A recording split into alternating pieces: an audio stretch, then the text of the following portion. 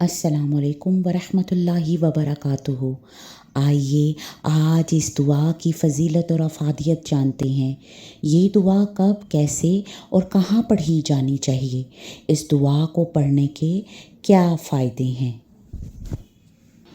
اللہم انی اسألک الجنہ وما قرب الیہا من قول او عمل وأعوذ بک من النار وما قرب الیہا من قول او عمل وأسألك أن تجعل كل قضاء قضيته لي خيرا۔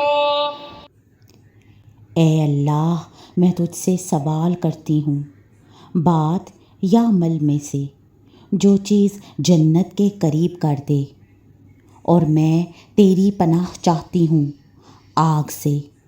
بات یا عمل میں سے جو چیز جہنم کے قریب کر دے، اور میں تجھ سے سوال کرتی ہوں کہ تو کر دے ہر فیصلہ تقدیر کو۔ تو نے اس کا فیصلہ کیا میرے لیے بھلائی کا۔ بری تقدیر سے بچنے کی دعا مانگی گئی ہے۔ سب سے پہلے جنت مانگی گئی ہے، اور ہر وہ بات اور کام مانگا گیا جس سے انسان جنت کے قریب ہو سکے۔ پھر آگ سے پناہ مانگی گئی، اور ہر اس بات یا کام سے، قول یا فعل سے جو جہنم کی طرف لے جانے والا ہو۔ اور پھر اللہ سے سوال کیا گیا ہے کہ اے اللہ، تو جو بھی میرے حق میں فیصلہ کر رہا ہے ان کو میرے لیے بہتر کرنا، یعنی مجھے بری تقدیر سے بچانا۔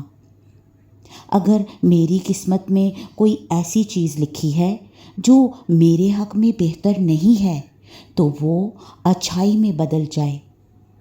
قرآن حمید میں ہے، اللہ جسے چاہتا ہے مٹا دیتا ہے، جسے چاہتا ہے باقی رکھتا ہے۔